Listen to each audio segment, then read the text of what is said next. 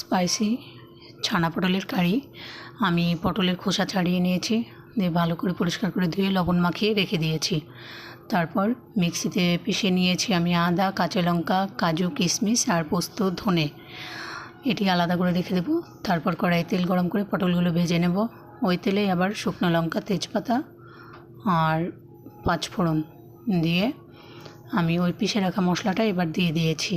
তারপর জিরে গুঁড়ো, শুকনো লাল লঙ্কা গুঁড়ো, কাশ্মীরি, আর একটু সামান্য পরিমাণে হলুদ আর পরিমাণ মতো টেস্টের জন্য চিনি দিয়ে একটু নাড়াচাড়া করে পটলগুলো দিয়ে দিয়েছি।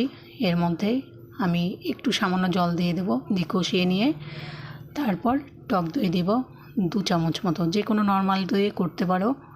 তারপর আরেকটু কষানো হয়ে যাবে, তখন জল দিয়ে দেবো। দেওয়ার পর আরেকটু নাড়াচাড়া করে ছানা দিয়ে দেব। এর মধ্যে আমি টেস্টের জন্য লবণ দেব। আমার লবণটা কম হয়েছিল তাই পরে দিয়েছি আবার। তারপর রান্নাটা কমপ্লিট হয়ে গেল প্রায়। তো আমি এবার ঘি দিয়েছি আর সবজি মশলা দিয়ে 2-3 মিনিট ঢেকে রেখেছিলাম। তারপর ঢাকা তুলে আমি নাড়াচাড়া করে নামিয়ে নিয়েছি। খেতে দারুণ লাগে এই স্পাইসি ছানা পটলের কারি। তো লাইক,